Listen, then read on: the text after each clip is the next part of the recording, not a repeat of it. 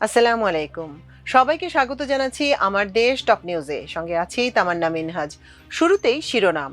জকসু নির্বাচনের শীর্ষ পদগুলিতে এগিয়ে শিবির। হাদি হত্যার আসামি ফয়সালের 53টি ব্যাংক হিসাব জব্দের আদেশ।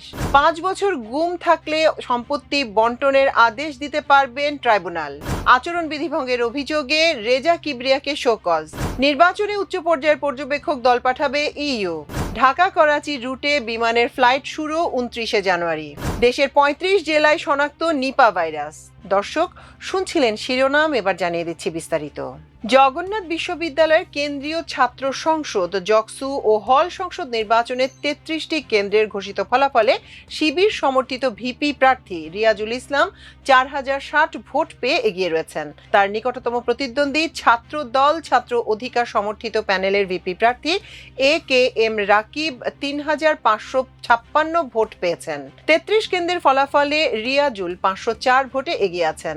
সর্বশেষ 33তম কেন্দ্রের হিসাবে অর্থনীতি বিভাগের কেন্দ্রের ফলাফল ঘোষণা করা হয়। এই কেন্দ্রে ভিপি প্রার্থী রিয়াজুল 177 ভোট আর রাকিব পেয়েছেন 133 ভোট। এছাড়া সাধারণ সম্পাদক জিএস ও সহ সাধারণ সম্পাদক এজিএস পদে শিবির সমর্থিত প্রার্থীরা বড় ব্যবধানে লিড ধরে রেখেছেন। নির্বাচন কমিশন কেন্দ্রীয় নিয়ন্ত্রণ কক্ষ থেকে এসব তথ্য জানা গেছে, তবে এখনো 6টি কেন্দ্রের ফলাফল পাওয়া যায়নি। এর আগে কয়েক দফা পেছানো ও স্থগিতের পর গতকাল মঙ্গলবার অনুষ্ঠিত হয় বহুল কাঙ্ক্ষিত জকসু নির্বাচন।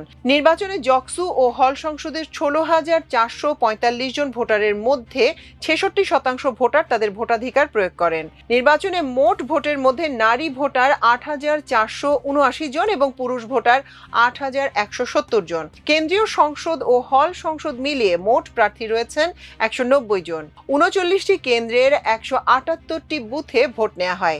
এর মধ্যে কেন্দ্রীয় সংসদের জন্য 38টি কেন্দ্র এবং একটি হল সংসদের জন্য আলাদা কেন্দ্র নির্ধারণ করা হয়।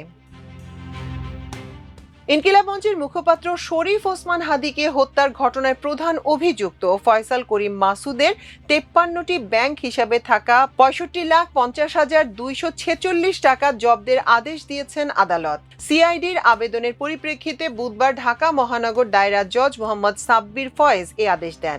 তদন্ত কর্মকর্তা সিআইডির উপপরিদর্শক আব্দুল লতিফ এসব ব্যাংক হিসাব ফ্রিজ চেয়ে আবেদন করেন। আবেদনে বলা হয়, ঢাকার পুরানা পল্টনের বক্স কালভার্ট রোডে ইনকিলাব মঞ্চের মুখপাত্র শরীফ ওসমান বিন হাদিকে গুলি করে হত্যার ঘটনায় প্রধান অভিযুক্ত ফয়সাল করিম মাসুদ এবং তার সঙ্গে জড়িত অন্যান্য ব্যক্তি ও প্রতিষ্ঠানের বিরুদ্ধে মানি লন্ডারিং বিষয়ক অভিযোগের অনুসন্ধান চলছে। গুম হওয়া ব্যক্তির পরিবারের আইনি সুরক্ষা ও উত্তরাধিকার নিশ্চিত করতে নতুন সংশোধিত অধ্যাদেশ জারি করেছে সরকার। আইন, বিচার ও সংসদ বিষয়ক মন্ত্রণালয়ের লেজিসলেটিভ ও সংসদ বিষয়ক বিভাগের মুদ্রণ ও প্রকাশনা শাখা থেকে মঙ্গলবার এ বিজ্ঞপ্তি জারি করা হয়েছে। অধ্যাদেশটি জনসাধারণের জন্য গেজেট আকারে প্রকাশ করা হয়েছে। বুধবার আইন, বিচার ও সংসদ বিষয়ক মন্ত্রণালয়ের পাবলিক রিলেশন অফিসার এ তথ্য জানান।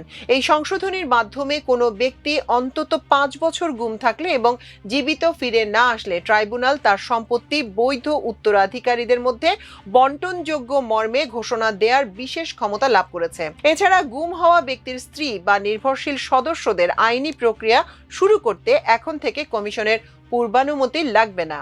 অধ্যাদেশটি গুম প্রতিরোধ ও প্রতিকার অধ্যাদেশ 2025 সংশোধন কল্পে প্রণীত অধ্যাদেশ 2026 নামে অভিহিত করা হবে। এটি অবিলম্বে কার্যকর করার নির্দেশ দেওয়া হয়েছে। নির্বাচনী আচরণ বিধি ভঙ্গের অভিযোগে হবিগঞ্জ 1 আসনে বিএনপি মনোনীত প্রার্থী ডক্টর রেজা কিবরিয়াকে শো কজ নোটিশ দেওয়া হয়েছে। বুধবার জেলা প্রশাসক ও রিটার্নিং কর্মকর্তা আবু হাসনাত মোহাম্মদ আরেফিন বিষয়টি নিশ্চিত করেছেন। এর আগে গত সোমবার তাকে এ নোটিশটি দেওয়া হয়। নোটিশের নির্দিষ্ট অভিযোগের বিষয়ে লিখিত ব্যাখ্যা দিতে বলা হয়েছে এবং কেন তার বিরুদ্ধে আইনি ব্যবস্থা নেওয়া হবে না তা নির্ধারিত সময়ের মধ্যে জানাতে নির্দেশ দেওয়া হয়েছে। নির্বাচনী কর্তৃপক্ষের সূত্রে জানা গেছে, নির্বাচনী আচরণ বিধিমালার কয়েকটি ধারা লঙ্ঘনের অভিযোগ ওঠায় এই শোকজ দেয়া হয়। আগামী 14 জানুয়ারির মধ্যে লিখিত জবাব দেওয়ার জন্য নোটিশে বলা হয়েছে। বিষয়টি যাচাই বাছাই শেষে তার জবাব সন্তোষজনক না হলে পরবর্তী পদক্ষেপ নেওয়া হতে পারে বলেও জানানো হয়। ইউরোপীয় ইউনিয়ন বাংলাদেশের সঙ্গে সম্পর্ককে সর্বোচ্চ অগ্রাধিকার দিচ্ছে বলে জানিয়েছেন ইউরোপীয় এক্সটার্নাল অ্যাকশন সার্ভিসের এশিয়া প্যাসিফিক অঞ্চলের ভারপ্রাপ্ত ব্যবস্থাপনা পরিচালক পাওলা পাম্পালোনি। তিনি বুধবার রাষ্ট্রীয় অতিথি ভবন যমুনায় প্রধান উপদেষ্টা অধ্যাপক ডক্টর মোহাম্মদ ইউনূসের সঙ্গে সাক্ষাৎকালে এ মন্তব্য করেন। পাওলা পাম্পালোনি বলেন, বাংলাদেশকে ইইউর সঙ্গে সম্পর্ক অত্যন্ত গুরুত্ব সহকারে দেখা হচ্ছে এবং এই সম্পর্কের প্রতিফলন হিসেবে 12ই ফেব্রুয়ারি অনুষ্ঠেয় জাতীয় নির্বাচন পর্যবেক্ষণে একটি উচ্চ পর্যায়ের এবং বড় নির্বাচনী পর্যবেক্ষক মিশন পাঠানোর সিদ্ধান্ত নেওয়া হয়েছে।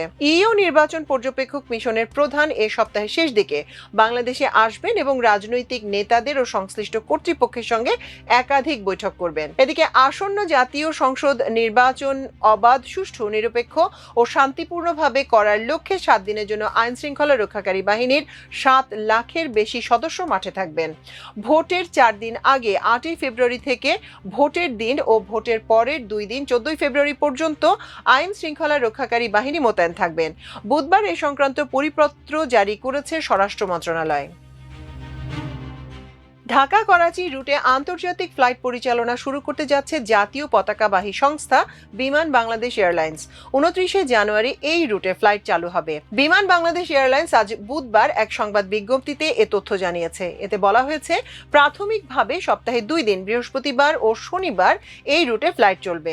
ঢাকা থেকে ফ্লাইটটি স্থানীয় সময় রাত 8টায় ছেড়ে করাচিতে পৌঁছাবে রাত 11টায়, আর করাচি থেকে দিবাগত রাত 12টায় ছেড়ে ঢাকায় পৌঁছাবে ভোর 4:20। দেশের 35 জেলায় নিপা ভাইরাসের রোগী শনাক্ত হয়েছে। এর মধ্যে সবচেয়ে বেশি রোগী পাওয়া গেছে ফরিদপুর, রাজবাড়ী, নওগাঁ ও লালমনিরহাট জেলায়।